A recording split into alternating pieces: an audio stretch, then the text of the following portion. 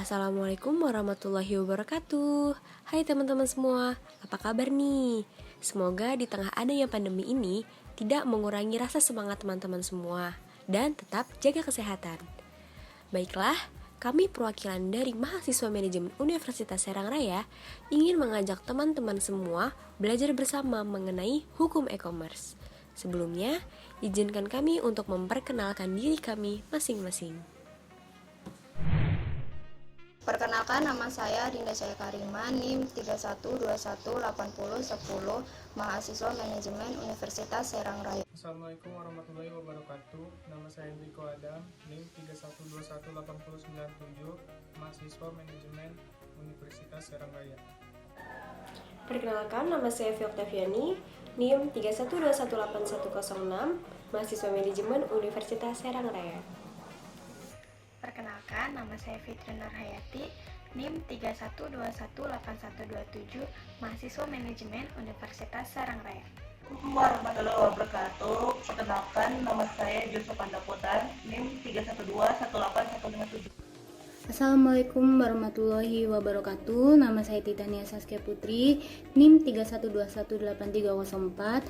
Saya mahasiswa manajemen Universitas Serang Raya. Terima kasih.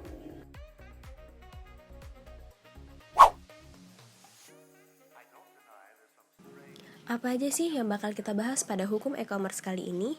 Nah, yang pertama yaitu hukum e-commerce Indonesia, yang kedua hukum e-commerce internasional, yang ketiga pengertian cyber law, yang keempat jenis kejahatan cyber, dan yang terakhir aspek hukum terhadap kejahatan cyber. Yuk, kita mulai. Yang pertama, ada hukum e-commerce di Indonesia. Hukum e-commerce di Indonesia secara signifikan tidak mengcover aspek transaksi yang dilakukan secara online. Akan tetapi, ada beberapa hukum yang menjadi pegangan untuk melakukan transaksi secara online. Yang pertama, Undang-Undang Nomor 8 Tahun 1997 tentang dokumen perusahaan telah mulai menjangkau ke arah pembuktian data elektronik. Yang kedua, Pasal 1233 KUH Perdata dengan isinya perikatan lahir karena suatu persetujuan atau karena undang-undang. Berarti dengan pasal ini perjanjian dalam bentuk apapun diperbolehkan dalam hukum perdata Indonesia. Yang ketiga, hukum perjanjian Indonesia menganut asas kebebasan berkontrak berdasarkan pasal 1338 KUH Perdata.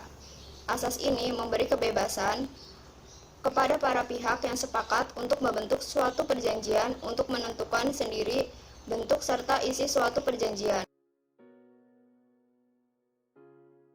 E-commerce internasional. Terdapat beberapa peraturan yang dapat dijadikan pedoman dalam pembuatan peraturan e-commerce, yaitu 1. Uncentral Model Law Electronic Commerce. Peraturan ini dibuat oleh Perserikatan Bangsa-Bangsa atau United Nations. Peraturan ini dapat digunakan oleh bangsa-bangsa di dunia ini, baik yang menganut sistem kontinental dan sistem hukum Anglo-Saxon. 2. Singapore Electronic Transmission Act atau FTA. Terdapat 5 hal yang perlu digarisbawahi, yaitu tidak ada perbedaan antara data elektronik dengan dokumen tertulis. 2. Suatu data elektronik dapat mengartikan suatu dokumen tertulis. 3. Penjualan atau pembelian atau pihak-pihak bisnis dapat melakukan kontrak secara elektronik. 4. Suatu data elektronik dapat menjadi alat bukti pengendalian. 5. Jika data elektronik telah diterima oleh para pihak-pihak yang berkesepakatan, maka mereka harus bertindak sebagai kesepakatan yang dapat pada data tersebut.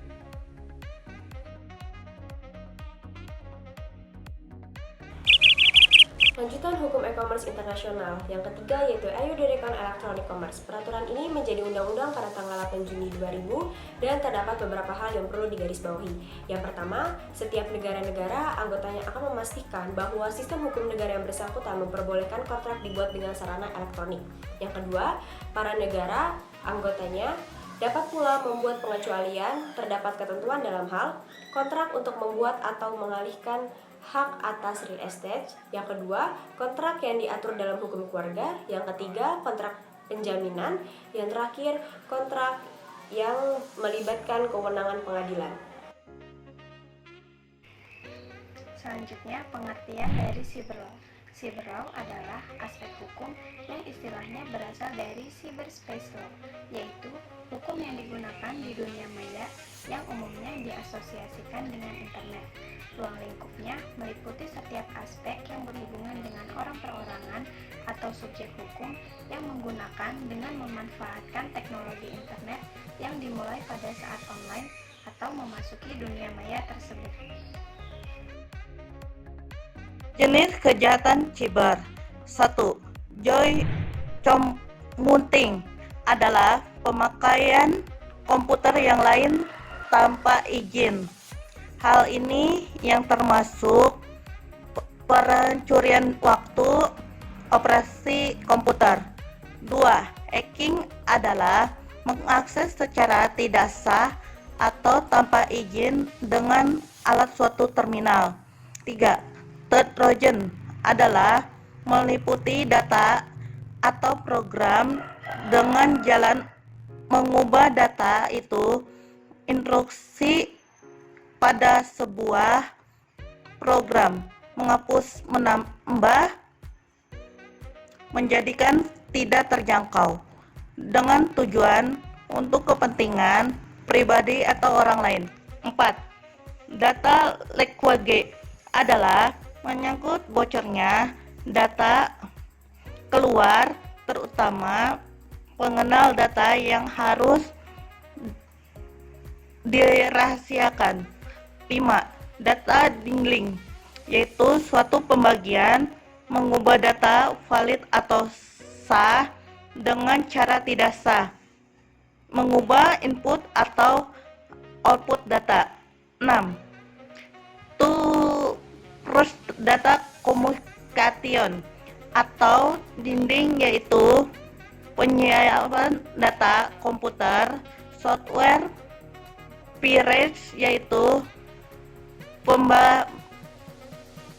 pembajakan perangkat lunak terhadap hak cipta yang dilindungi haki. Sekian, terima kasih.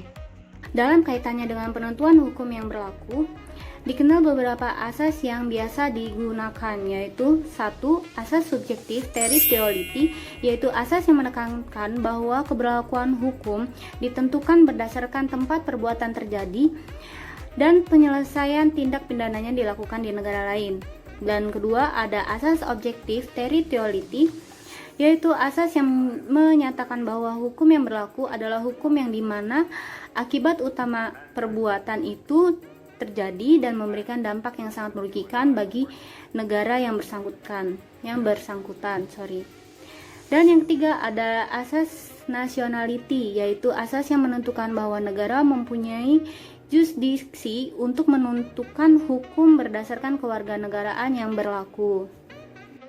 Yang keempat ada asas protective principle, yaitu asas yang menekankan jurisdiksi berdasarkan kewarganegaraan korban. Yang kelima ada asas universality, yaitu asas yang menentukan bahwa setiap negara berhak untuk menangkap dan menghukum para pelaku pembajakan. Asas protective principle, yaitu asas yang menyatakan berlakunya hukum didasarkan atas keinginan negara untuk melindungi kepentingan negara dari kejahatan yang dilakukan di luar wilayahnya, yang umumnya digunakan apabila korban adalah negara atau pemerintah. Terima kasih.